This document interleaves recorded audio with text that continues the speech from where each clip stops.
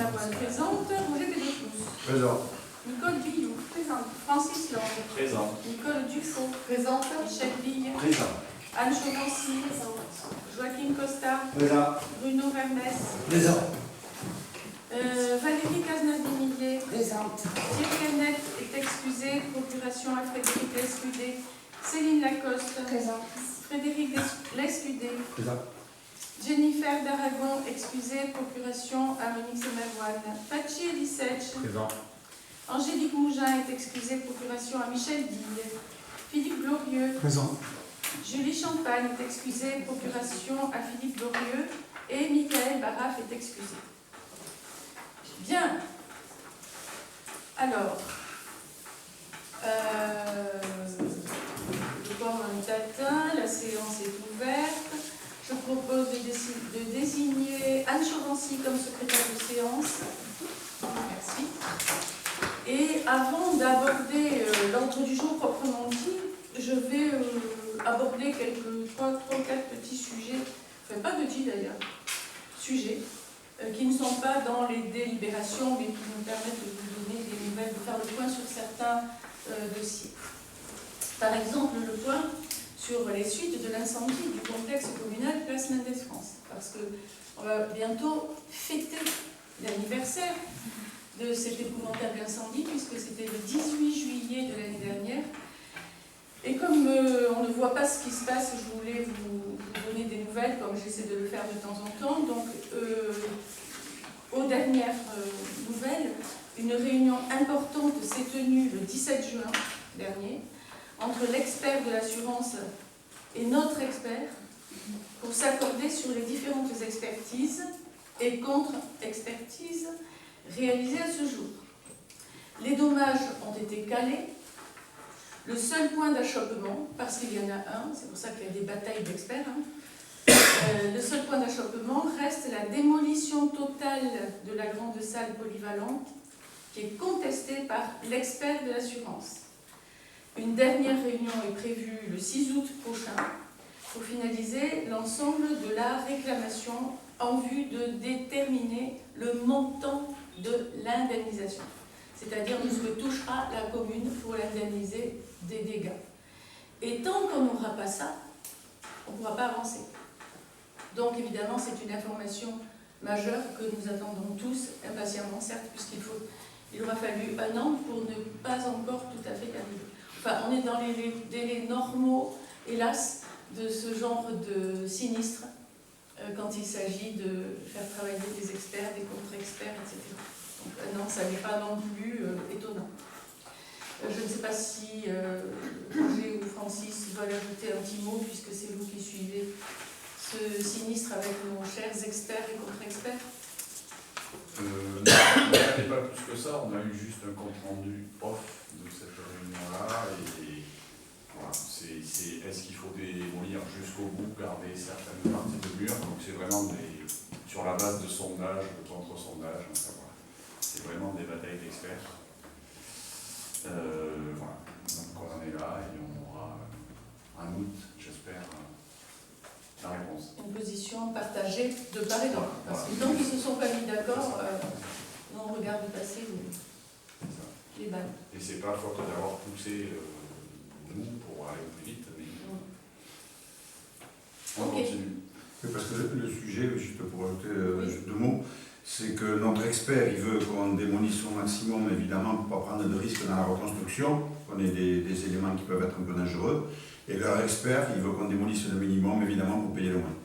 C'est quelque part simplifié, c'est aussi peut-être ça. Donc il faut trouver le juste équilibre et donner tous les arguments techniques, c'est ce qui est en train de se faire. Eh oui. Très bien. Alors, deuxième point que je voulais aborder, c'était le point sur le centre-bourg. En ce qui concerne, alors, je le rappelle pour ceux qui nous écoutent, il y a tout le quartier centre-bourg, cœur de village, comme on l'appelle. Il se distingue en deux parties. La partie qui est aménagée par la commune de Mazères, c'est-à-dire la place du village, et le bâtiment de la halle. Voilà, c'est tout. En gros, tout le reste est aménagé soit par OBA en habitat, soit par l'investisseur mot sur la partie qui concerne la commune, c'est-à-dire tout l'aménagement de la place du village et de la halle. La place a été réceptionnée au mois de juin. Les travaux ont été, les travaux ont été réceptionnés au mois de juin, avec quelques réserves donc, qui mériteront des modifications. La halle elle-même sera réceptionnée le 22 juillet prochain. Et le plateau traversant, c'est-à-dire la voirie qui passe devant la place, mais qui, on dit traversante parce qu'il y aura un léger plateau surélevé, hein. Le plateau traversant sur la rue Loubertou sera également réalisé ce mois de juillet. Sur ce dernier point, nous aurons malheureusement une plus-value pour qu'il s'adapte parfaitement bien aux abords de la place elle-même et aussi au débouché de la rue Jules Ferry. Donc voilà, on est dans des calculs complexes qui nécessitent une plus-value de 29 977,96 €, autant dire 30 000 € hors taxe, qui sera à prévoir compte tenu notamment de la complexité à lier les travaux neufs à la voirie existante des rues Barthou et Jules Ferry. Mais sur l'ensemble d'une opération aussi complexe, on peut dire quand même que le coût de l'opération aura été globalement bien maîtrisé, puisque la plus-value globale représente 9% seulement de plus que le montant prévisionnel des travaux. Donc on a bien tenu le financement. On pourrait envisager une inauguration début septembre. Mais c'est encore à voir, on a tout le mois de juillet pour s'y préparer, pour voir si c'est possible, pour vérifier tout un tas de choses. Bon, je ne vais pas vous embarrasser ce soir, mais peut-être qu'on peut s'y préparer et je vous tiendrai bien entendu au courant. En ce qui concerne le café multiservice, c'est-à-dire le bâtiment qui est à côté de la halle et qui sera un futur café multiservice. La CCI, dont vous savez que nous avons sollicité le concours puisque nous avons voté ici sa participation pour nous aider à évaluer un profil de commerce utile en lançant une grande enquête que vous avez tous vue et j'espère que vous avez tous répondu, une grande enquête socio-économique. Donc elle va restituer cette semaine, dans les jours qui viennent, hein, nous restituer à la commune le résultat de l'étude de marché et présenter l'établissement d'un prévisionnel d'activité qui nous permettra de chercher ensuite un porteur de projet ou un opérateur compétent pour la gestion de ce futur établissement. S'agissant de la deuxième partie, celle des habitations, les dernières maisons de la première tranche ont été livrées la semaine dernière et les appartements qui sont gérés par Pau Béarn Habitat, les collectifs, ont été livrés aujourd'hui. On peut donc dire que le quartier est habité. Le deuxième parking, celui qui n'était pas encore réalisé, va être celui qui est à l'est, on va dire. Le deuxième parking a été réalisé la semaine dernière et la voirie qui le dessert à l'intérieur du programme sera achevée également cette semaine. Une réunion de chantier se tiendra demain matin, comme tous les mardis matins, pour faire un point sur les finitions avec les plantations, les trottoirs, etc. Donc on est vraiment en voie d'achèvement. Vous n'avez pas de questions sur ce sujet? Oui. Par rapport à la partie la plus éloignée où on est. La deuxième phase, oui. vous voulez dire celle du fond. Celle du fond. Celle du fond, c'est le terrain qui a été acheté aux propriétaires directement par les sociétés Axanis et CISN, qui sont en conflit, on va dire. Et donc, on attend les suites juridiques de ce conflit. Donc pour l'instant, c'est au point mort. Alors, quand je dis tout va être achevé, c'est la première phase, vous faites bien de poser la question, ça permet de le souligner. La première phase est en cours d'achèvement pour quelques jours et sera achevée dans quelques jours. Et la deuxième phase, elle se fera quand les avocats se seront mis d'accord, en espérant que ce sont des avocats qui vont négocier entre eux et non pas aller devant les tribunaux, parce que là, ça risque d'aller loin. Et là, il s'agit d'une quarantaine de logements, à peu près. Ça, oui, à peu près ça, un petit peu Un peu moins, une trentaine de Ouais. logements.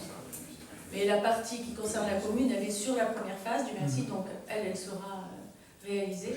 Le reste étant, c'est un peu loin, enfin, la construction de logements en accession à la propriété. Et Et est-ce les que aménagements qui vont avec. la voirie va être repris par la commune, Alors, au-delà de la place? enfin, c'est pas du tout.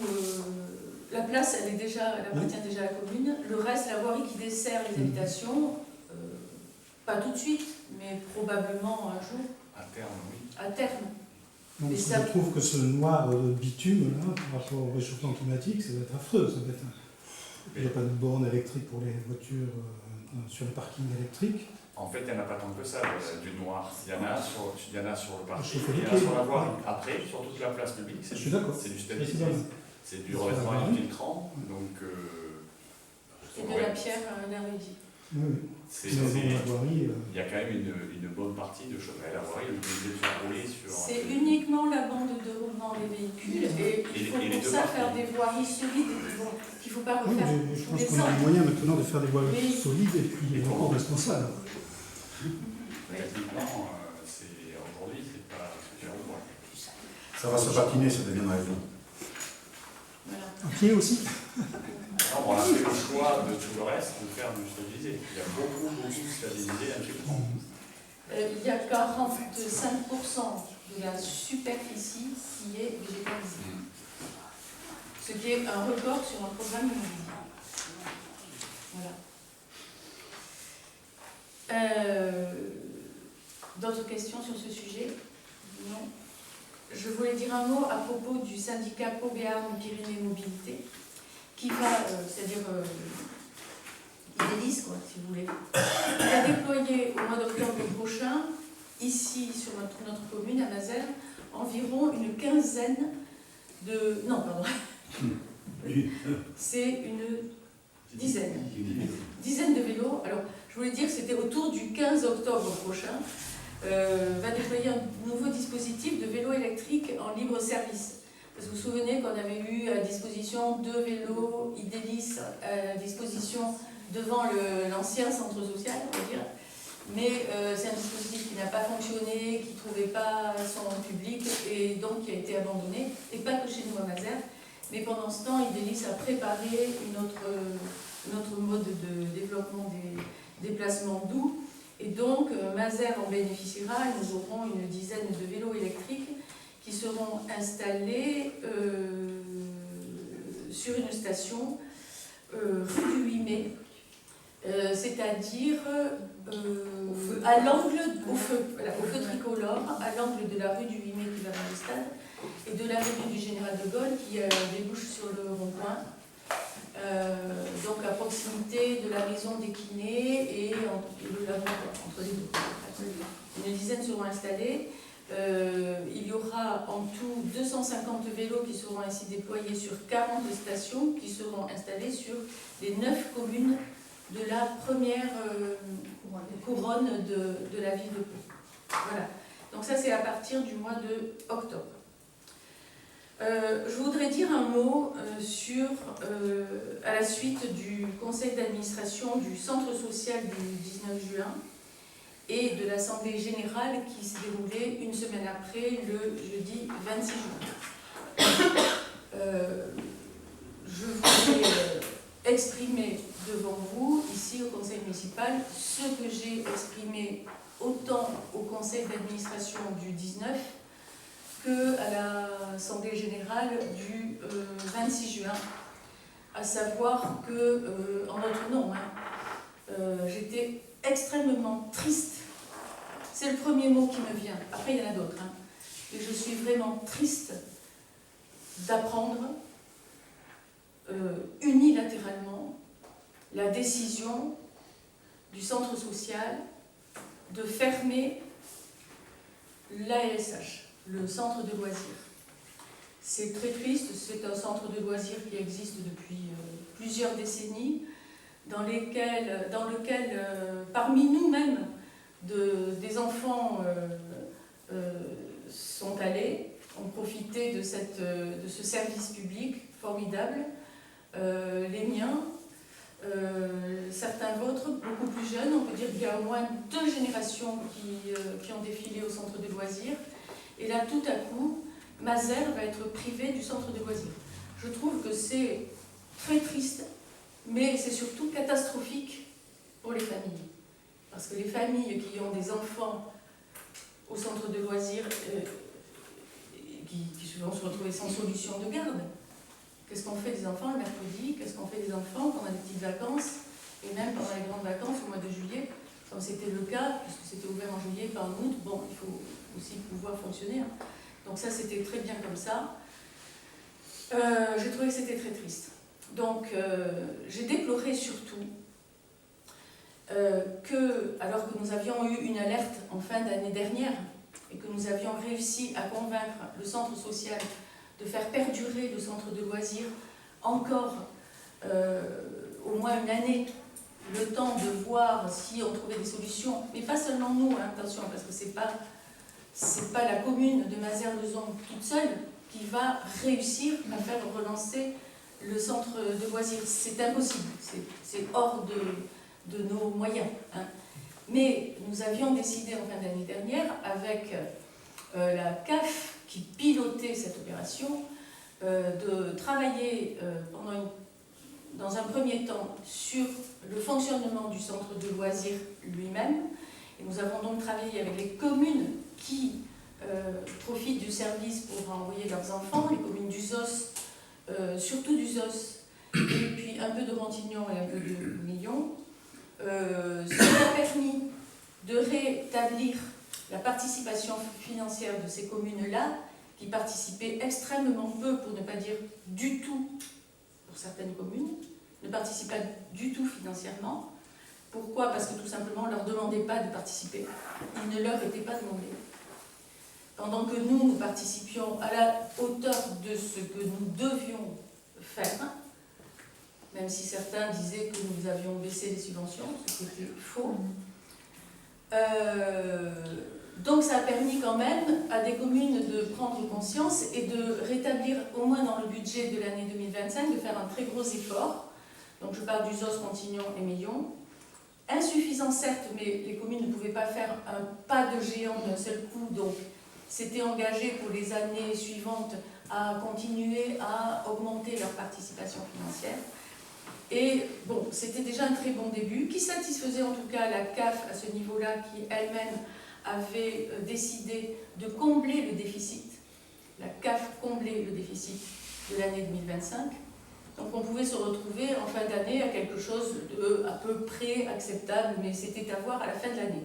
La fin de l'année n'est pas arrivée, mais la deuxième partie de ce travail en commun, centre social, CAF et les communes, consistait à remettre à plat également le fonctionnement du centre social lui-même.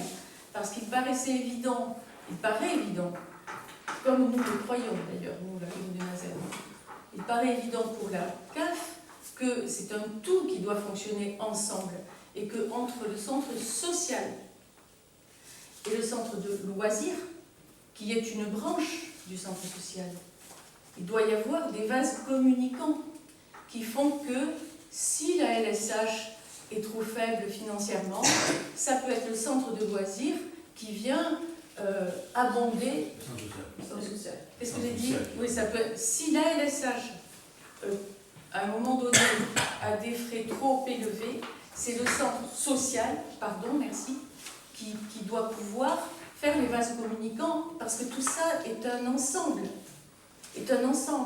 Donc c'est une gestion générale qu'il faut regarder, mais pour cela, il ne suffit pas de le dire, et c'était ce que nous devions faire à partir de maintenant, il faut mettre à plat tout le fonctionnement aussi du centre social. C'est ce que nous n'avons pas pu faire, puisque le 18 juin, au conseil d'administration, et ça a été confirmé donc le 26 juin à l'Assemblée générale, le centre social a dit « c'est trop coûteux le centre de loisirs, on n'y arrivera pas, on arrête, nous décidons de fermer, on finit au 31 décembre, mais après c'est terminé ». Et donc c'était une fin de recevoir pour la deuxième partie de l'étude qui devait se poursuivre à avec la CAF et surtout à la demande de la CAF. La CAF, c'est quand même le principal financeur de tout ça, c'est-à-dire le centre social et le centre de loisirs. Donc ça s'est décidé comme ça, d'ailleurs en présence des représentants de la CAF qui ont fait valoir leur désaccord sur cette décision. Jeudi 26 juin, à l'Assemblée Générale qui s'est déroulée à la salle Marcel Courtois, j'ai redit la même chose et la présidente de la CAF est venue elle-même en personne et elle s'est exprimée également pour dire sa surprise de la brutalité de cette décision parce qu'elle trouvait que c'était vraiment regrettable de ne pas être allé jusqu'au bout de nos travaux pour examiner quelles étaient les pistes à chercher, à trouver pour sauver l'équilibre financier général du centre social et de son centre de loisirs afin de pérenniser le service à partir du 1er janvier de l'année prochaine. Alors, toujours à l'Assemblée Générale du 26 juin qui s'est déroulée à la salle Courtois, j'avais un peu lancé un appel du pied à la CAF sur la poursuite éventuelle de ces travaux, en disant ben, nous, s'il le faut, mairie de Mazères, nous sommes prêts à continuer à réfléchir. Mais bon, c'est vous qui menez les opérations pour l'instant, et puis le centre social a fait voter au conseil d'administration, très majoritairement, la fermeture. Donc moi, je ne savais pas si c'était possible de continuer. Mais en réalité, c'est le souhait de la présidente de la CAF qui veut continuer à conduire ces travaux. Donc la deuxième étape, celle qui n'a pas eu le temps de se dérouler, et donc qui doit revenir vers les communes et vers le centre social pour leur demander de se mettre autour de la table et de poursuivre, même s'il y a une décision de vote de fermeture. Mais on va poursuivre les travaux. Ça pourrait être une première piste d'espoir. Je ne sais pas ce qu'elle vaut sur une échelle de 1 à 10. Je ne sais pas quel espoir ça peut représenter.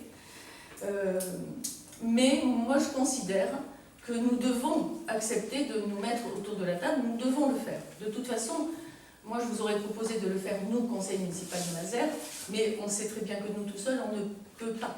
On n'a pas les moyens. Donc, si la CAF nous retend la main en disant « Venez, on va réfléchir tous ensemble encore », il faut dire oui. Moi, je vous propose d'y aller.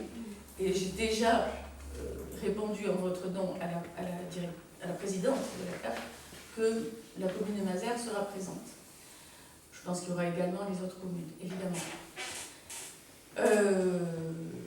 Voilà. Sinon, on peut aussi se poser des questions existentielles, au-delà de ça. Est-ce que notre commune de Mazères peut se passer d'un centre de loisirs? Moi, je dis non. Moi, je dis non. La commune de Mazères ne doit pas se passer d'un centre de loisirs. Donc, que pouvons-nous faire? Mais déjà, nous pouvons prendre une position de principe. Est-ce que nous sommes prêts à tout faire pour avoir un centre de loisirs? Oui ou non? Je ne sais pas si ça se décide comme ça, on n'a pas de délibération, mais on peut prendre le coup. On peut prendre le coup. Oui. J'ai envie de demander à l'assistance, est-ce que qui serait d'accord pour faire tout, je ne sais pas quoi, mais en tout cas pour exprimer notre volonté de tout faire pour essayer de re-offrir un centre de loisirs aux familles mazéroises, qui serait favorable à cette démarche. Je le vois comme ça. Évidemment. Ah bon. Bah, oui. Bien. Enfin, moi, si je peux dire quelque chose, et d'ailleurs... Attendez, j'ai pas fini. D'accord. Donc, ça c'est important de le savoir, la volonté de la mairie de Mazères de travailler à cela. Donc, dès maintenant, quoi, dès cet été, je ne sais pas si on pourra trouver une solution à partir du 1er janvier de l'année prochaine, parce que ça c'est autre chose. Car pour recréer, si ce n'est pas la continuité de celui-ci là, recréer quelque chose, une autre structure, ça prend des mois. Je fais appel aux plus anciens d'entre nous ici, quand nous avons décidé en 2008 d'ouvrir l'ALSH pour les petits, parce que ça commençait à l'âge de 6 ans, Mais de 3 à 6 ans, il n'y en avait pas. Et nous avions décidé de créer la LSH pour les tout-petits, pour la petite enfance. Ça nous a pris près de 2 ans avant que ce soit effectif pour les petits, pour qu'ils arrivent. Parce que et encore, on avait déjà un centre de loisirs à côté pour les plus grands. Mais ce sont des démarches qui sont très importantes, qui sont administratives, qui sont longues, qui sont lourdes, avec la CAF, avec les autorisations de ceci, de cela. C'est lourd et ça prend du temps. Oui. Donc, voilà. Mais la volonté, elle peut s'exprimer. Ça ne veut pas dire qu'on va y réussir, encore moins qu'on va y réussir pour le 1er janvier.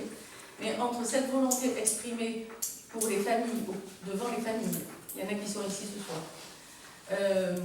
et puis peut-être, pourquoi pas, l'espoir qu'on reprenne les discussions avec la CAF de ce qui a été brutalement abandonné au mois de juin. Peut-être, en tout cas, on va faire tout ce qu'on peut. Voilà, c'est ce que je voulais exprimer devant vous ce soir. Monsieur Glorieux voulait parler. Oui. D'abord, je salue votre décision de vouloir à tout prix, quoi qu'il en coûte. Non, je n'ai pas dit ça, Richard. J'ai dit tout le contraire de quoi qu'il en coûte, justement. À tout prix. Parce que j'ai conscience des moyens de notre petit village. Ça, Alors, peut-être, voilà. D'abord, le centre social a toujours renfloué la LSH depuis le début. Et donc, depuis les augmentations du tarif des encadrants, il y a eu un grand souci. Et c'est vrai que la LSH tire vers le bas la possibilité et c'était plus jouable. Ça fait pas 1 an, mais ça fait 2 ans qu'on est en discussion et que ça n'avançait pas. Donc c'est vrai que le conseil d'administration, je vous rappelle que je me suis abstenu. Cette fois-ci, oui. La dernière fois, vous avez voté Exactement. la fermeture. Oui, parce qu'il y avait une condition, et là il y avait une condition qui a été enlevée au dernier moment. Sinon, Nous avons voté contre la fermeture. Vous avez voté contre. Oui. Et, Oui, mais on a beaucoup de voix. moi je pense que, en tout cas c'est bien, puisque au moins ça fait bouger les choses et les lignes. En tout cas, moi je le redis encore, je pense que c'est un choix politique. Si on avait, à la commission des finances, à la délibération du budget, augmenté un peu plus la taxe foncière, je vais calculer moi, ça représentait à peu près 5-6 € par foyer qui sont imposables, c'est-à-dire pas les locataires ni les foyers. Je peux parler s'il vous plaît. Ni les foyers à petits revenus. 6 € par mois, on aurait sauvé la LSH. Donc c'est un choix, voilà ce que je voulais dire. Là tout à l'heure j'étais en réunion avec toutes les EVS qui étaient rassemblées là au Franca, qui vont d'ailleurs faire une opération, une manifestation, puisqu'on est tous, ils sont tous dans le même cas, c'est pas qu'à Mazères, hein. À Mourinx, ils ont tout de même licencié 2 salariés, donc les 300 000 €. C'est vrai qu'il faut les trouver, mais encore une fois, quand on veut, je pense qu'on peut, et nous ici à Mazères, on pourrait. Voilà ce que j'ai à dire. Arrêtez de comparer la situation de notre compare pas. village avec des communes qui n'ont absolument rien à voir en termes de Je moyens. mets Vous parlez en plutôt parallèle. de Mourinx ou de Grenoble. Écoutez, Non. voilà, essayez de trouver des références plus équivalentes. Francis Land. Moi, Vous avez, excusez-moi juste une seconde, par exemple, Mazerolles, 900 habitants, ils y arrivent. C'est la communauté de communes. Ils y arrivent, c'est le Franca.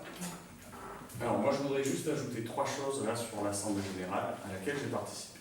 Vous n'étiez pas là à l'Assemblée Générale. Alors déjà, moi il y a une chose qui m'a un petit peu interpellé, c'est le centre social qui se targue de 600 adhérents. À l'Assemblée Générale, il y avait une quarantaine de personnes, dont, c'est juste, dont, alors, quarantaine de personnes avec les animateurs, parce que bien évidemment il y avait tout le personnel du centre social. On a un petit peu soulevé ça en disant, tiens, c'est bizarre. Alors, on le sait que dans les assos, c'est compliqué de mobiliser, mais quand même sur 640 personnes, ça fait pas beaucoup. Et même, nous, on a soulevé un petit peu le truc, et puis des participants qui étaient là en tant qu'adhérents ont dit, ah oui, c'est vrai, il n'y a pas les parents d'élèves. Et nous, on a fait remarquer qu'une AG à 18h un jeudi, pour avoir les parents d'élèves, c'est quand même pas terrible. Donc ça, c'est une première remarque. Au niveau de l'Assemblée, je pense qu'il y avait des gens qui auraient aimé s'exprimer, mais peut-être, organiser des AG à cette heure-là, c'est peut-être aussi... Ou même écouter. Voilà. Donc, déjà, ça m'a choqué. Et puis ensuite, il y avait beaucoup, effectivement, de gens d'un certain âge, entre guillemets, qui étaient peut-être là plus pour les activités annexes du centre social que pour vraiment les choses, le centre de loisirs, et puis les choses, la vraie vocation sociale du centre social. Parce que moi je me pose des questions quand même sur le fonctionnement du centre social. Donc, la deuxième chose, c'est qu'on a eu un état des comptes qui a été fait par le comptable, et là, des choses, mais, enfin, je le dis, là je parle un peu plus à mon nom propre, parce que effectivement j'étais là, mais j'étais là aussi. Mais des comptes hallucinants. On annonce 50 000 € de déficit, comme ça. Et les charges, augmentation des charges, 50 000 €. Les salaires. C'est-à-dire qu'au centre social, ils embauchent, et puis on ne regarde pas si les recettes rentrent. Vous savez combien c'est l'adhésion au centre social? C'est 16 €. 16 € pour les gens pour faire des activités. Et d'extérieur aussi. Pareil, même À prix. l'extérieur, c'est le même tarif. Alors il y a peut-être un peu plus cher à l'extérieur, mais 16 €. La moindre licence sportive, c'est 80 €. Où on va pour faire du... Alors c'est très bien toutes les activités proposées, mais à un moment donné on se pose la question d'essayer de faire entrer un peu plus de sous. Et les gens de l'extérieur qui ne paient pas... les gens de l'extérieur qui paient le centre de loisirs un prix modique ou qu'on ne fait pas payer pendant des années. Et après, on s'étonne qu'il y ait du déficit. C'est pas privé, Alors, c'est un espace de vie sociale. Oui, peut-être, un espace de vie Mais sociale. chacun peut participer Le reste est un financé. petit peu, Le vrai- en fonction de Le vrai social, je suis désolé, mais Oui. tout ce qui est France Service et compagnie, c'est financé par l'État. Vous avez des subventions pour ça. Donc moi, j'aimerais bien savoir pourquoi on refuse de faire l'audit financier de la deuxième partie du centre social. J'aimerais bien savoir pourquoi. Et ça, c'est une décision unilatérale. Il n'y a rien à voir. On ferme le centre de loisirs et on ne regarde pas ce qui se passe au centre social. Moi, je suis désolé, je m'exprime un peu vertement, mais à un moment donné, il faut dire les choses. Ah, moi, il me semble que ça Alors, a pu faire dernière un chose. impact, était, Dernière chose, moi je pense que la conclusion de tout ça, c'est que quelque part, cette direction collégiale, mais en fait, elle a réussi son coup. Elle a fermé la LSH, comme ça, le centre de loisirs pour continuer. Voilà. Et moi, je dis, c'est hallucinant. Je suis ressorti de cet AG, moi j'étais complètement retourné. Je trouve que c'est hallucinant ce que tu dis. Bon. Mais pourquoi est-ce qu'on ne fait pas l'étude jusqu'au bout? Qu'on sache. Parce que ça fait 2 ans qu'on demande à faire tout jusqu'au Non, bout. mais ça non, marche non, pas. même dans la c'est peine. faux. C'est faux. C'est Non, même j'ai pas. commencé. Ils ont pris la C'est décision depuis mois sans d'octobre. aller au bout du travail. Ils ont pris la décision sans aller au bout du travail. C'est ça. Et à cet âge, personne n'a moufté. Voilà. Sauf moi. À un moment donné, enfin moi, nous, je m'excuse, mais nous, à un moment donné, j'ai osé demander si on ne pouvait pas un peu réduire la voilure du centre social. Qu'est-ce que j'ai pas dit? Il y avait les représentants du département, c'est la fédération départementale des centres sociaux, ça a été la réaction. De toute façon, il n'y a plus d'argent. Il n'y a plus d'argent, on fait. C'était ça la réaction. De toute façon, puisqu'on a dit que l'étude allait continuer, on Mais va non. attendre les Non, conclusions. vous avez voté la fermeture. Non, Ah si, bah oui, je me suis abstenu. moi. Et Vous d'ailleurs, êtes abstenu. Ah, mais Vous l'avez d'ailleurs, pas défendu. en je tout cas. salue le Vous courage de l'avez pas- l'abstention. Après avoir crié pendant des années, Ouais. on Non, parce que moi je ne suis pas pour on s'abstient fermer parce qu'on se dit, sectement comme ça. Deux, Après, deux, je deux, peux qu'est-ce qui se comprendre, passe les familles, elles n'auront plus de service. je pense qu'il faut y travailler. Vous allez réfléchir avant. Ah ben ça c'est une bonne nouvelle. N'est-ce pas? Vous allez convaincre vos amis, j'espère. Mais je pense qu'ils sont prêts à être convaincus sans Ah, problème. mais Et c'était pourquoi pas le cas de la alors présidente. pourquoi ils se sont arrêtés au milieu du guet? Mais parce que ça la n'avançait directrice, pas, ils n'avaient pas les moyens de traverser le guet. Alors on y va maintenant. Non mais c'est Non, une c'est trop blague. tard. Vous J'ai rigolez. rappelé à chaque CA depuis le début de l'année, j'ai rappelé à chaque CA, n'oublions pas que nous devons aborder la deuxième partie, et la présidente du centre social disait mais non, il n'y a pas de deuxième partie. Mais je disais mais oui, puisque c'est la présidente de la CAF qui l'a voulu ainsi, et même sa représentante à elle, elle a fini par dire bah non, je crois pas. Ça fait un an Ça a qu'on fini essaie. comme ça un peu. Il faut savoir aussi qu'il faut préparer Ah non, les salariés voilà, c'est pas raison. et On est d'accord. Ouais.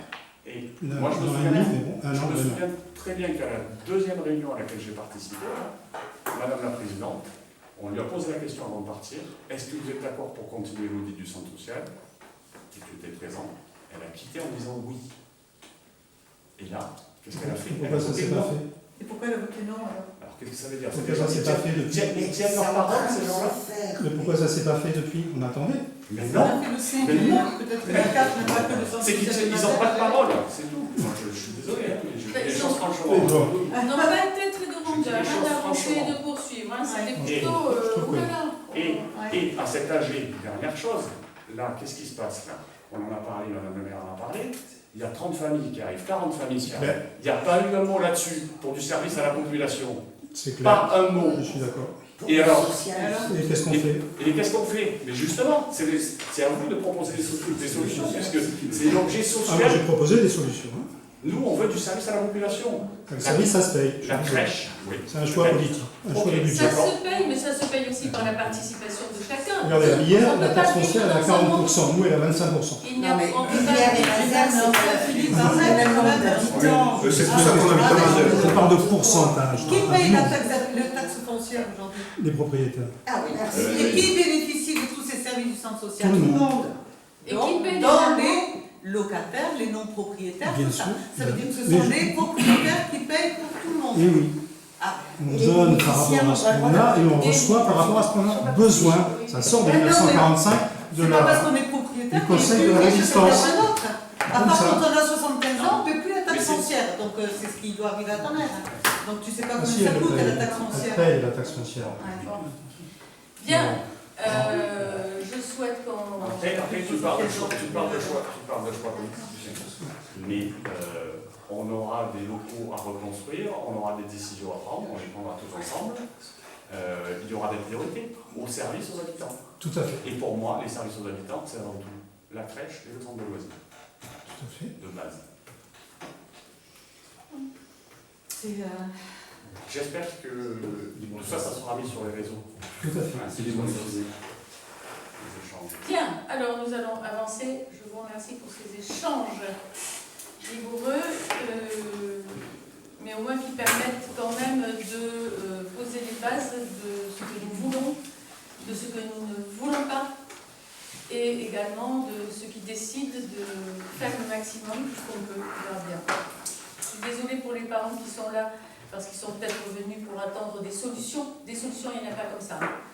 Quand ça fait 15 jours que l'on sait que ça ferme, ça c'est pas possible 15 jours après d'avoir des solutions. Ni même un mois après, ni même à la rentrée. Il va falloir travailler, il va falloir se rencontrer, il va falloir... Voilà, donc ça va être long. Le centre de loisirs est encore là jusqu'au 31 décembre. Pour ce qui reste après, c'est l'avenir qui nous dira ce qu'on aura réussi ou pas à faire. Mais franchement, je veux redire ma tristesse parce que c'est un démantèlement. Là, c'est une démolition qui s'est passée sous nos yeux. Et nous sommes impuissants, nous le subissons. La mairie, le conseil municipal, la mairie de Mazette subissent cette démolition comme les familles subissent le manque du service. Je tiens à le dire comme ça. C'est réellement ça la situation. Voilà. Alors on va se mobiliser, mais on ne va pas aller faire des manifestations, hein, parce que je ne crois pas que ce soit les manifestations qui vont faire changer les choses. Il va falloir s'accrocher et se mettre au boulot, au vrai travail. Voilà. Si vous permettez, je vais continuer l'ordre du jour. Donc, nous avions un procès-verbal du conseil municipal du 5 juin à adopter. Vous l'avez tous reçu. Il n'y a pas d'opposition ni d'abstention. Il est adopté à l'unanimité. Le relevé des décisions que j'ai été amenée à prendre depuis notre dernier conseil municipal. Premièrement, la décision numéro 8/2025. Il s'agit de l'acquisition d'une meuleuse pour les services techniques auprès de la société Foussier à Lons pour un montant de 113 034 € hors taxe. 113,34 €. 113 034 €. 113. La meuleuse, Alors j'étais perturbée parce qu'il manque euro. 113,34 € hors taxe. Deuxièmement, alors c'est combien la meuleuse? Vous avez retenu 113 €. La décision numéro 9/2025, acquisition d'un taille-haie pour les services techniques auprès de la société Bidart à Géronçon pour un montant de 315,83 € hors taxe. Tellement l'habitude des millions, n'est-ce pas? Quand c'est 315 €, j'y arrive pas. Bon, nous allons donc maintenant passer à l'ordre du jour du conseil municipal avec les délibérations suivantes. Pour commencer, la création d'un marché hebdomadaire de plein air. Et je vais faire présenter cette délibération par Anne Chauvency. Alors, création d'un marché communal hebdomadaire place de la Fontaine. Madame le maire propose à l'Assemblée d'organiser un marché hebdomadaire au centre-bourg, sur la place de la Fontaine. Elle expose l'intérêt qu'il y aurait à établir un tel marché, non seulement pour dynamiser ce nouvel espace de centralité de la commune, mais également pour développer un lieu de convivialité, de rencontres et d'échanges. Ce marché aura pour vocation la vente de produits alimentaires et artisanaux, principalement issus de producteurs locaux et du terroir, favorisant ainsi les circuits courts. Il se tiendra avec une fréquence hebdomadaire le mercredi de 8h à 12h30. Conformément à l'article L. 2224-18 du Code pénal des collectivités territoriales, Code général des collectivités territoriales, pardon, le conseil municipal est compétent pour décider de la création d'un marché communal. Une consultation doit être faite auprès des organisations professionnelles intéressées qui disposent d'un délai d'1 mois pour émettre leur avis. On va en parler. Les différentes organisations professionnelles consultées ont été les suivantes: la Chambre de commerce et d'industrie de Pau-Béarn, la Chambre des métiers de l'artisanat, la Chambre d'agriculture, la Fédération nationale des marchés de France. Seule la CCI Pau-Béarn a émis un avis très favorable quant à la création de ce marché. Les autres organisations professionnelles n'ont pas formulé d'observation dans le délai d'1 mois qui leur était imparti. Elle précise que conformément à l'article 22.12.2 du Code général des collectivités territoriales, le maire est compétent pour organiser et établir un règlement de marché. Le règlement fixe les règles de gestion, de police, d'emplacement et d'hygiène. Il prend la forme d'un arrêté municipal. Les marchés constituent une occupation privative du domaine public donnant lieu au paiement d'une redevance perçue sous la forme de droits de place. Les droits de place sont dus par la personne qui occupe le domaine public. Il appartient donc au conseil municipal, après en avoir délibéré, de bien vouloir autoriser la création d'un marché communal hebdomadaire de plein air et autoriser Madame le maire à définir par arrêté les modalités d'organisation du marché et le contenu du règlement intérieur y afférent, ainsi que de prendre toute mesure utile pour sa mise en place. Merci Anne pour cette présentation exhaustive. Donc il s'agit ici Et pénal. Il s'agit donc ici d'autoriser de vouloir et d'autoriser la création d'un marché de plein air hebdomadaire. Est-ce que vous avez des questions? Oui. Oui, Monsieur Glorieux. Il ne s'agit pas que d'autoriser la création d'un marché communal hebdomadaire, mais aussi d'autoriser Madame la maire à définir tout ça, peut-être même 2 délibérations.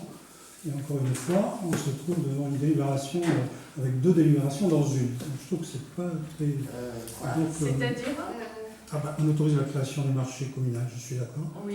Mais je ne suis pas d'accord pour autoriser Madame le maire à définir par arrêté les modalités d'organisation du marché et le contenu du règlement intérieur. Alors, si vous avez examiné les délibérations que vous avez reçues avec la convocation du Conseil municipal, vous verrez que la délibération suivante consiste justement à l'organisation elle-même du marché avec l'instauration d'un droit de place du marché, le fonctionnement, etc. Alors, Mais on ne peut pas le mettre si là-dessus vous dans la n'êtes pas commission. d'accord pour le deuxième point, c'est-à-dire m'autoriser à définir par arrêté les modalités d'organisation, et vous votez contre, parce que pourquoi voter pour le marché hebdomadaire si vous n'êtes pas d'accord pour la suite? C'est pas du tout la même chose. Non mais il faut qu'il y ait la création d'un marché pour pouvoir ensuite C'est pour ça définir que je les vous dis, il y a 2 modalités. délibérations, il n'y en a pas qu'une. Bon, alors écoutez, il y a une délibération avec 2 points. Vous prenez les 2, vous n'en prenez aucun. Qu'est-ce que vous voulez faire? Ouais, Vous voulez voter pour le premier et pas pour le deuxième? exactement. C'est le deuxième qui vous gêne. Oui. Eh bien, vous votez pour rien du tout. J'avoue que je ne comprends pas votre logique, mais bon, je suis pas... Voilà. Est-ce qu'il y a d'autres questions? Non. Pas d'autres questions, donc je mets au voix. Qui est pour l'adoption de cette délibération? Julie. Julie Champagne est pour. Ben, ça tombe bien parce qu'elle Elle a a travaillé travaillé dessus. sur ce sujet. Qui est contre? Qui s'abstient? Donc, une voix contre. Donc, la délibération suivante, justement, toujours pour le marché hebdomadaire, Nicole Dufaux va nous présenter cette délibération qui consiste à l'instauration d'un droit de place du marché pour la commune de Mazères-le-Grand. Exactement. Donc, instauration d'un droit de place du marché hebdomadaire de la commune de Mazères-le-Grand. Madame le maire informe l'Assemblée que l'occupation du domaine public par des commerçants donne lieu obligatoirement à la perception d'un droit de place conformément à l'article L. 2224-18 du Code général de la propriété des personnes publiques. Elle précise qu'il convient donc d'instaurer un droit de place pour les professionnels qui souhaitent être présents sur le marché hebdomadaire de la commune. Conformément à l'article L. 2224-18 du CGCT, les organisations professionnelles ont été préalablement consultées et n'ont formulé aucune observation. Elle propose donc de fixer des tarifs comme suit. Pour les abonnés sans électricité, sans besoin d'électricité, le mètre linéaire sera à 0,80. Les abonnés avec électricité, le mètre linéaire est fixé à 1 €. Pour les occasionnels sans électricité, le mètre linéaire sera à 1,50 € et pour les occasionnels avec électricité, le mètre linéaire sera à 2 €. Elle précise que le droit de place est payable par les commerçants, soit par abonnement, soit sur place, et qu'un reçu est délivré par le régisseur titulaire ou son suppléant lors du paiement. Il appartient donc au conseil municipal, après en avoir délibéré, d'approuver l'instauration d'un droit de place pour les professionnels souhaitant être présents sur le marché hebdomadaire de la commune, d'approuver les tarifs présentés dans le tableau ci-dessus et de préciser que ces tarifs entreront en vigueur au 1er octobre 2025. Merci. Alors attention, il y a 3 décisions ça. dans la C'est pour ça que seule j'ai, et même délibération. Ça va être compliqué, je sens. Y a-t-il des questions? Il n'y en a pas? Alors qui est pour? Contre? Abstention? C'est adopté à l'unanimité. Très bien expliqué. Je vous remercie. Nous passons à la délibération suivante et c'est Valérie Cazenave qui nous va nous présenter la création d'une commission communale pour la gestion du marché de plein air. Le maire expose qu'en application de l'article L. 2121-22 du Code général des collectivités territoriales prévoit que le conseil municipal peut former des commissions chargées d'étudier les questions qui lui sont soumises.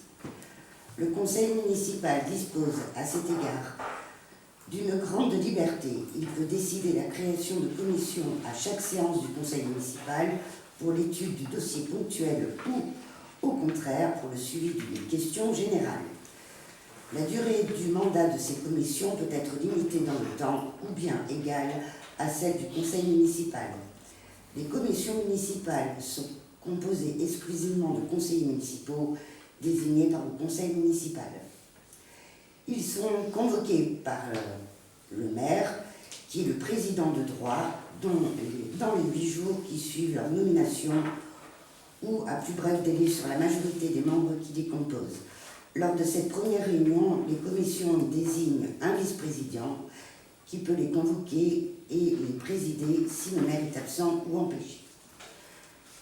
La composition des différentes commissions doit respecter le principe de la représentation proportionnelle pour permettre l'expression pluraliste des élus au sein de l'Assemblée communale.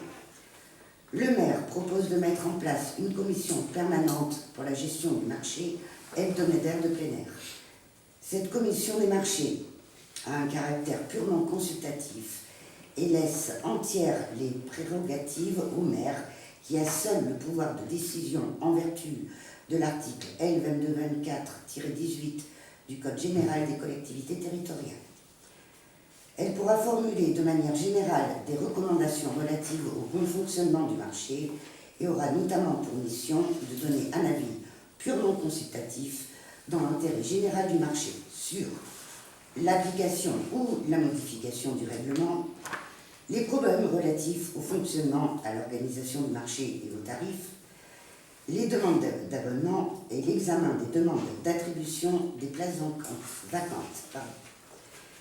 Elle précise qu'il appartient au conseil municipal de décider du nombre de conseillers siégeant dans chaque commission et de procéder à leur nomination. Conformément aux dispositions de l'article L. 2121-21 du Code général des collectivités territoriales, les membres des commissions sont désignés à bulletin secret, sauf décision contraire prise à l'unanimité. Si une seule candidature a été déposée pour chaque poste à pourvoir au sein des commissions municipales, ou si une seule liste a été présentée après appel de candidature, les nominations prennent effet immédiatement dans l'ordre de la liste, le cas échéant, et il en est donné lecture par le maire.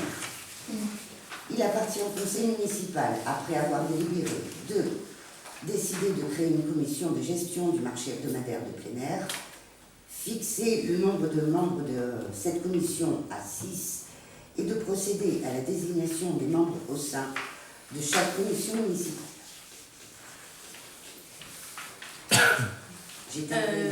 Merci Valérie, tu as terminé. J'ai envie d'apporter une petite modification au point 2 qui dit fixer le nombre de membres de cette commission à 6. Parce que je vais vous proposer également de faire d'élire une liste bloquée, d'accord, plutôt que de proposer à la minorité sa liste et à la majorité sa liste. Et comme vous avez été 7 élus à travailler au sein de cette commission spontanée qui était non officielle pour réaliser tout le travail que vous avez fait et que nous votons ce soir. Vous étiez 7.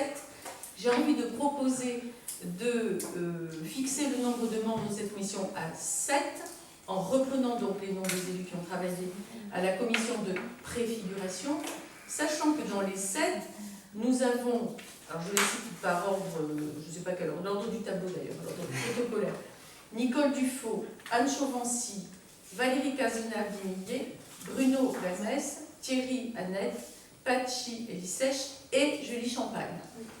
Ça permet d'avoir la proportionnalité minorité-majorité et d'avoir une équipe équilibrée et surtout motivée, puisqu'elle était spontanément intéressée pour travailler sur ce sujet. Est-ce qu'il y a des personnes qui s'opposent à cette disposition? Non? Bon, eh bien c'est parfait. Donc je vous propose de ne pas faire d'autres appels à candidature et de voter sur cette liste que je viens de citer. Est-ce que vous voulez que je les renomme? Je vais les renommer. Donc c'est la liste que je propose au vote pour assurer la commission communale marché de plein air. Comme nous avons par ailleurs les commissions urbanisme, commission finance, commission culture, commission je ne sais pas quoi, enfin voilà. Donc nous aurons une commission de plus à partir de ce vote. Nicole Dufaux, Anne Chauvency, Valérie Cazenave, Bruno Vermès, Thierry Annette, Pachi Elisèche, Julie Champagne. Yes. Parfait. Parfait. Qui est pour? Ah, est-ce qu'on peut voter? Ah oui, est-ce qu'on peut voter pour nous? Ah ouais, à chaque fois, il faut se poser la question. Non, il faut bien aller. Moi, j'aurais une question, hein, c'est juste. Question. Alors, on ne Une vote pas, question. on prend acte, mais tout le monde. On Juste vote une pas. réflexion. Il y a une question. Une réflexion. Alors, Il y a une question. Il y a une question. je répète. Alors, attendez, je finis juste là pour régler la question est-ce qu'on peut voter. Ceux qui sont sur la liste, non, vous ne votez pas, vous prenez acte. D'accord. Et les autres, ils votent pour la liste ou complète. Ah oui, là, c'est quelle est que la la question? liste. C'était juste une réflexion. Moi, je trouve que ce serait bien d'inviter des citoyens, des administrés non élus qui s'intéressent à cette problématique, du moins à cette, c'est pas un problème d'ailleurs, dans cette commission. D'accord. C'est une Alors moi je dis à que quel c'est... titre? Alors écoutez, ça peut être une bonne idée, mais pour l'instant je propose qu'on y aille petit pas par petit pas, parce que c'est une création, et bien je propose que ce soit les élus qui portent cette commission eux-mêmes. Et puis ils ne manqueront pas de rencontrer des citoyens intéressés, à les écouter, à recueillir leur avis, et puis au fil de la vie du marché, ça pourra se renouveler à la prochaine occasion, il n'y a pas de mal. Mais là, je propose qu'on fasse les choses humaines, parce que mettre qui, voter quoi. Pour voter pour des citoyens intéressés, ça voudrait dire qu'on les a fait venir ici, on les a auditionnés, parce qu'on leur donne un pouvoir. C'est un pouvoir démocratique qu'on leur donne. Ils ne sont pas élus. Non. Donc la réponse est non, même si elle part d'une bonne intention, voilà, et qu'elle pourrait être, pourquoi pas, intéressante, mais dans l'avenir. Et là, nous commençons à peine à créer ce marché. Projet Téléflux. Oui, je pense, peut-être Alain va me dire que je dis une bêtise, mais c'est une commission municipale, donc il ne peut y avoir que des élus. C'est une commission communale, oui. Oui. Je pense que le code des Commission communale. si on peut l'élargir, mais Oui, mais ce n'est plus une commission. Qui s'appelle Toutes les commissions qu'on a fait dans le conseil, il n'y a que des élus. Oui, mais enfin, C'est dans pas la la loi, on même peut le équipe. faire.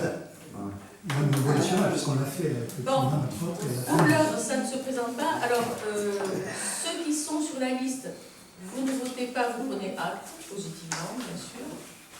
Quant à ceux qui ne sont pas sur la liste, qui est pour la création de cette liste,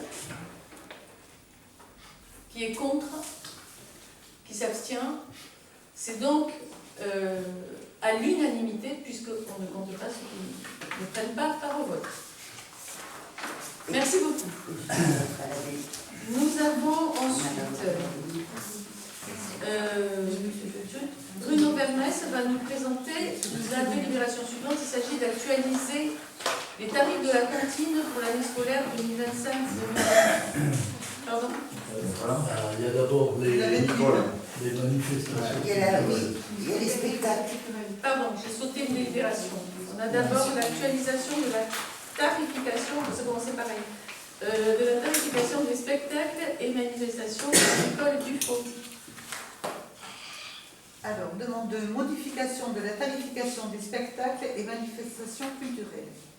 Par délibération en date du 23 septembre 2019, l'Assemblée avait décidé de fixer un tarif annuel pour l'ensemble des spectacles et animations culturelles organisés par la commission animation. Pour mémoire, la détermination d'un tarif annuel a plusieurs avantages. Celui de ne pas devoir délibérer au préalable à l'occasion de chaque manifestation organisée. Celui également de faire éditer des tickets à l'année, ce qui améliore le fonctionnement de la régie des spectacles et animations culturelles. La dernière tarification remonte à l'année 2019 et avait été fixée comme suit. Tarif adulte 6 €, enfant de moins de 18 ans, gratuité. Aussi, il est proposé d'actualiser et de modifier les tarifs des spectacles et animations culturelles à compter du 1er septembre 2025 comme suit, avec un tarif unique à 8 € et une gratuité pour les enfants de moins de 12 ans.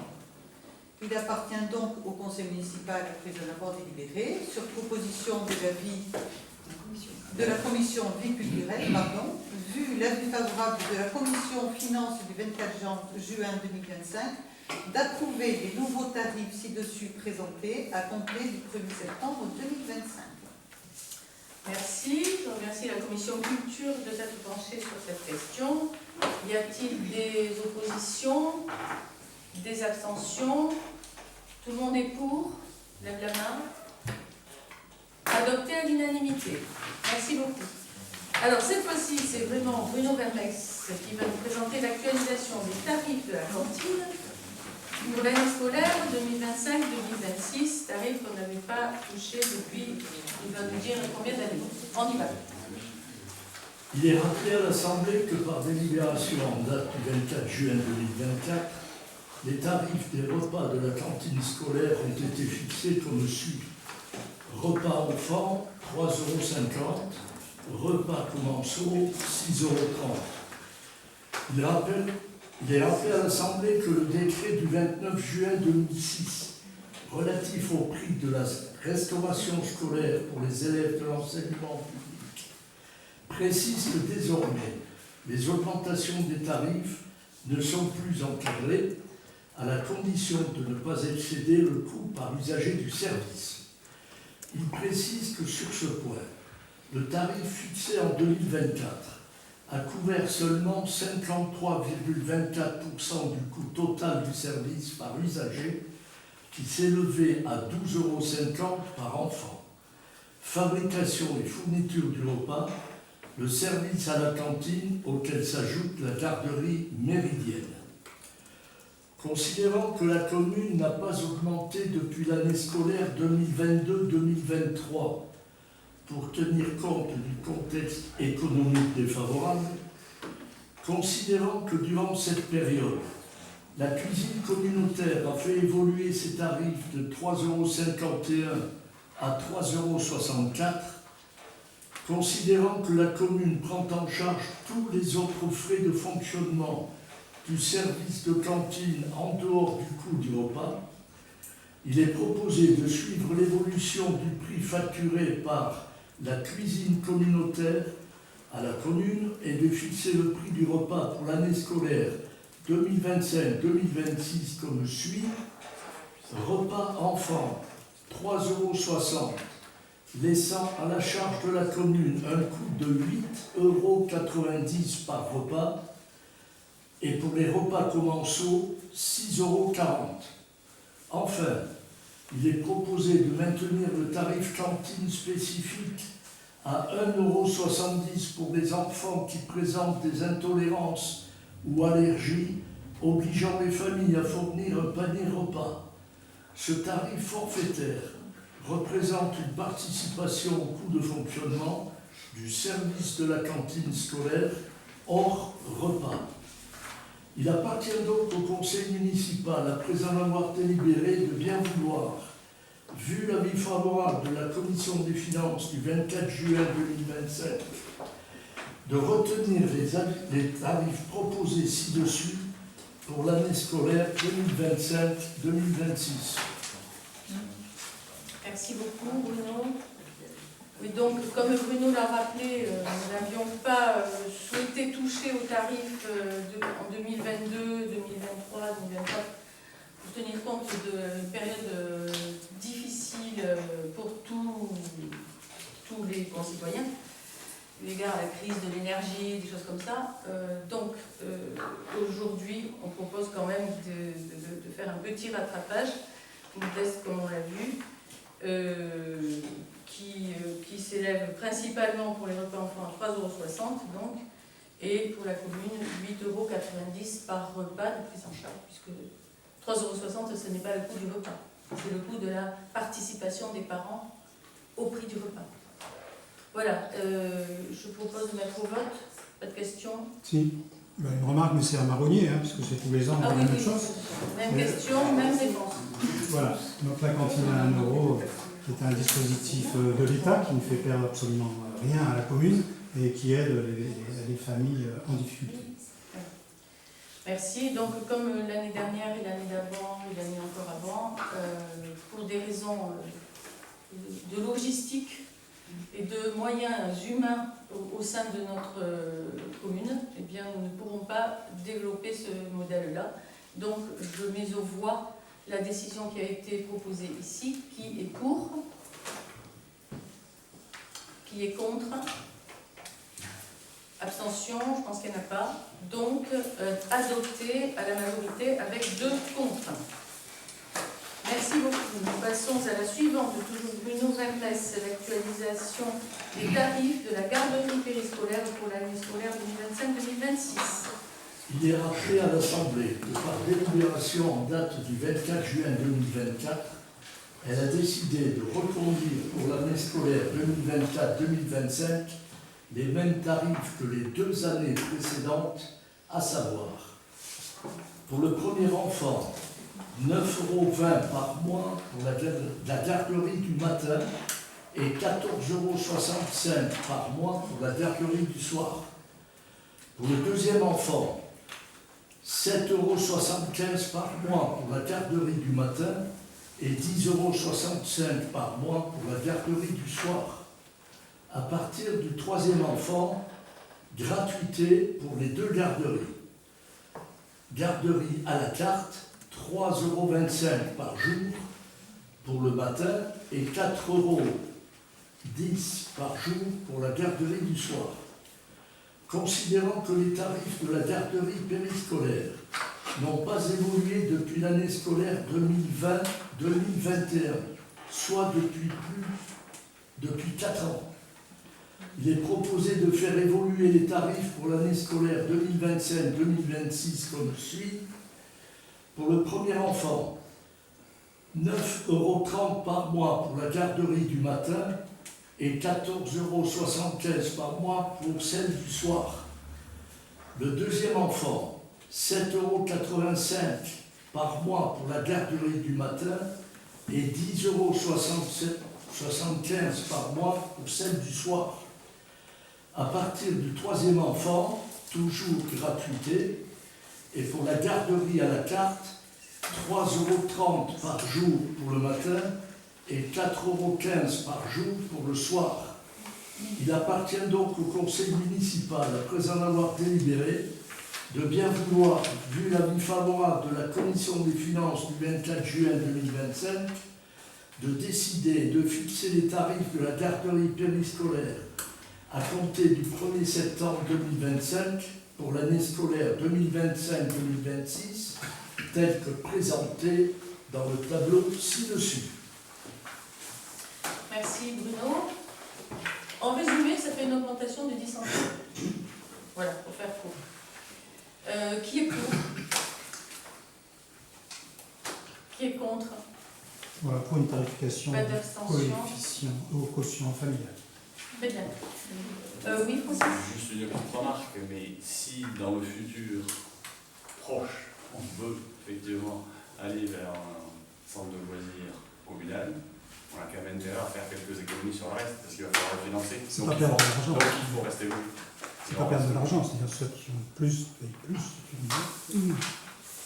Vous dites c'est la même chose.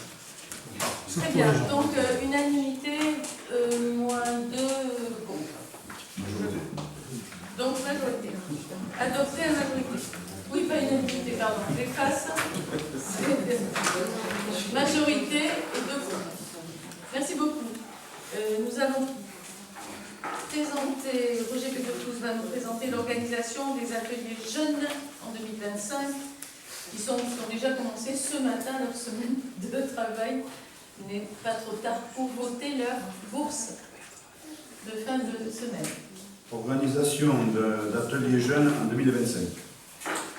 Le rapporteur rappelle à l'Assemblée que la commune organise depuis de nombreuses années maintenant, pendant la période estivale, des ateliers à destination des jeunes de 14 à 18 ans.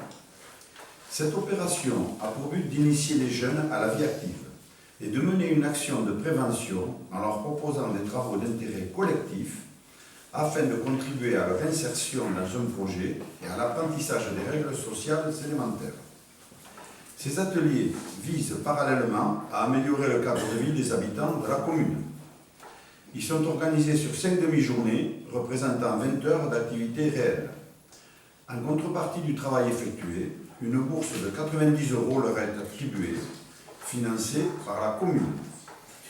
Ces ateliers sont encadrés techniquement et pédagogiquement par des élus et des bénévoles, avec le soutien des services techniques pour la fourniture des matières premières et des outils nécessaires au bon fonctionnement de l'atelier.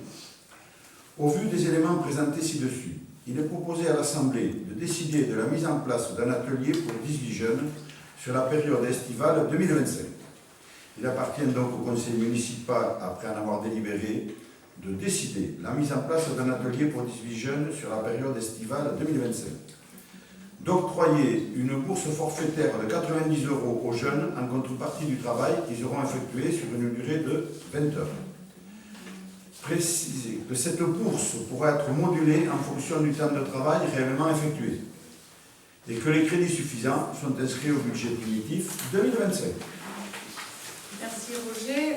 Je pourrais ajouter que nous délibérons sur la bourse de 90 € qui sera remise aux jeunes à la fin de leur séjour de travail. Mais je veux remercier les bénévoles qui ne touchent rien et qui s'occupent d'encadrer ces jeunes, parce qu'ils sont nombreux, il faut à peu près un adulte pour 3 jeunes, si on veut réellement leur apprendre quelque chose et les suivre sérieusement. Donc il y en a ici parmi vous.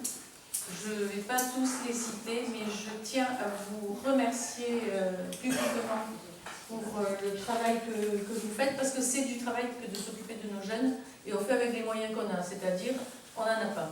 Donc c'est du bénévolat, ainsi que les autres encadrants qui sont des amis et qui sont non élus, mais qui sont aussi bénévoles. Tout l'encadrement est entièrement bénévole.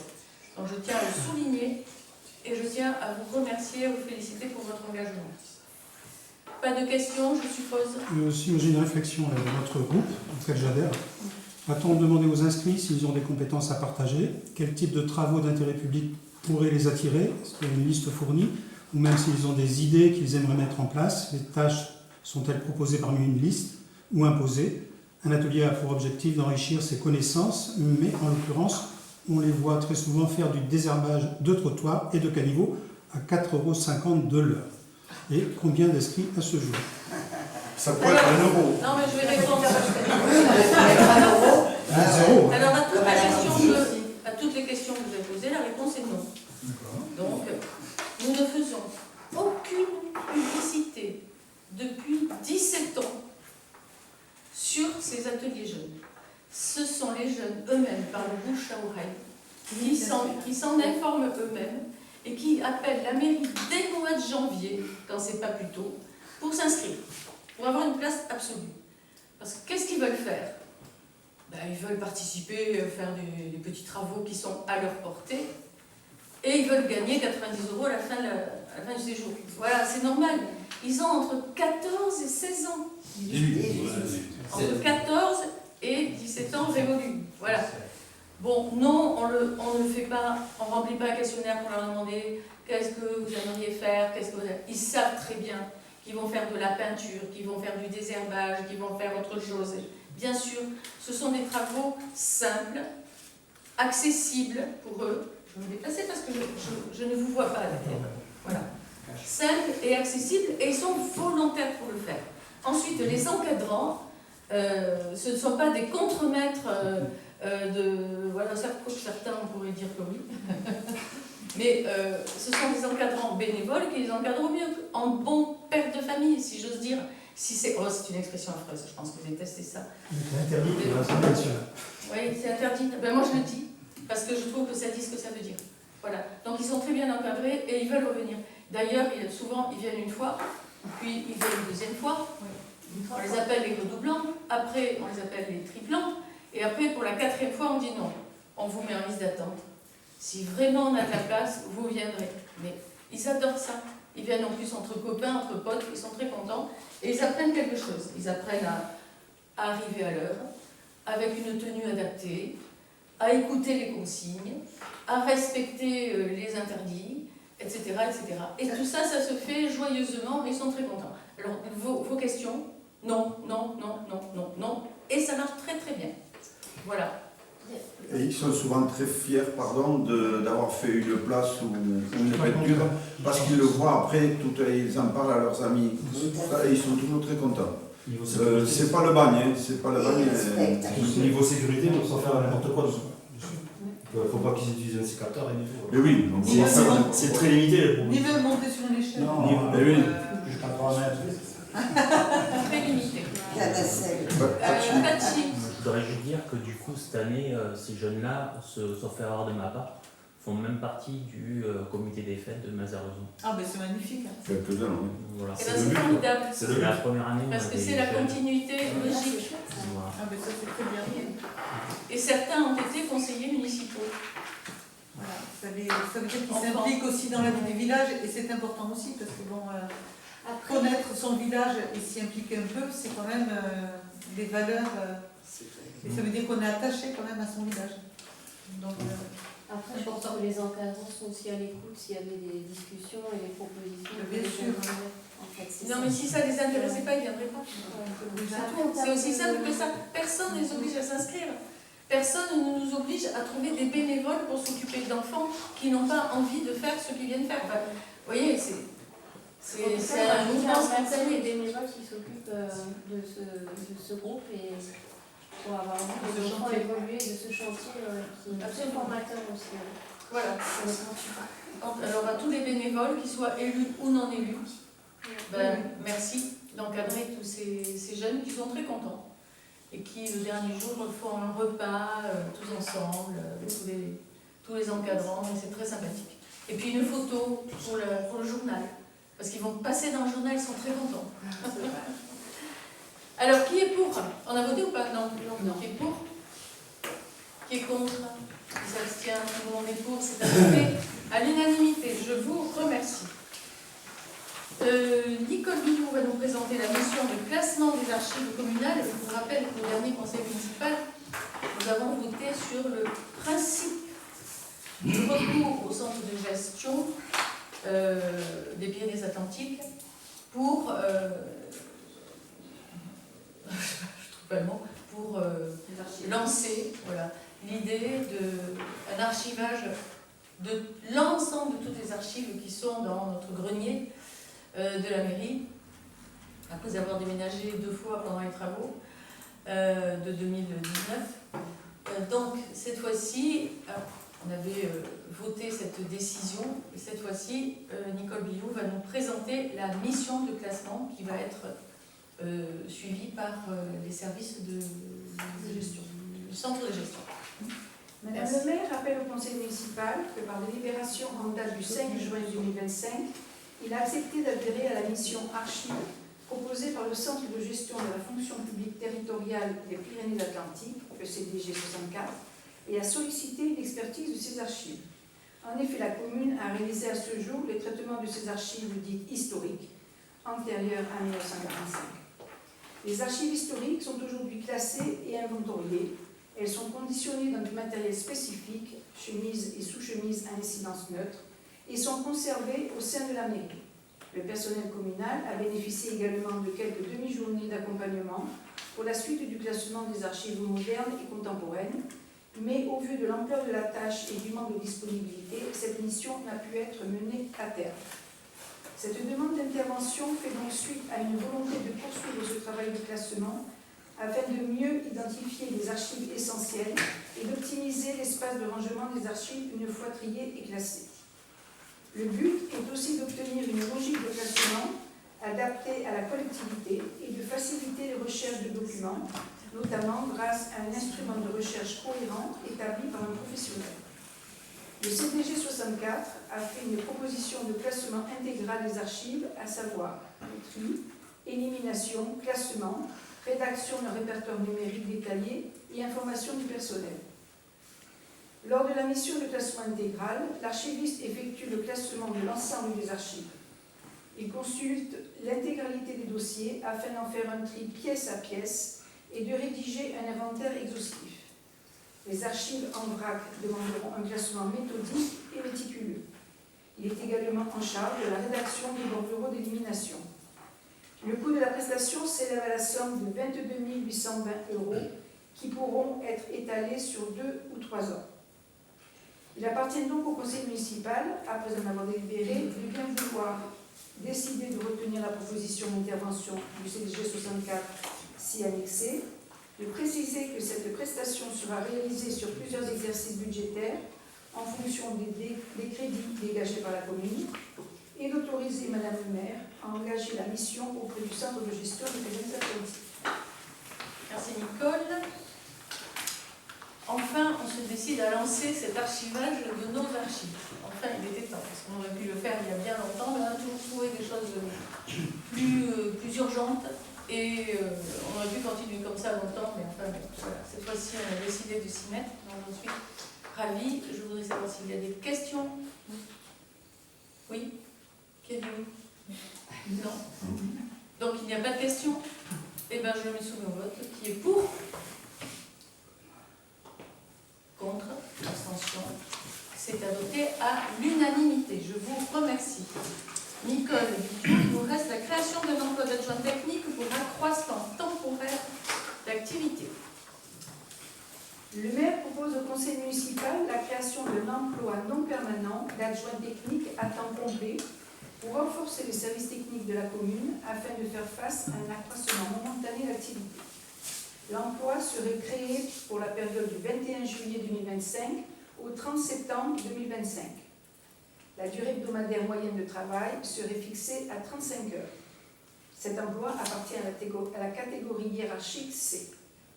L'emploi serait pourvu par le recrutement d'un agent contractuel en application des dispositions de l'article 3-1 de la loi du 26 janvier 1984, modifiée, relative à la fonction publique territoriale, qui permet le recrutement d'agents contractuels pour faire face à un accroissement temporaire d'activité pour une durée maximale cumulée de 12 mois par période de 18 mois consécutifs.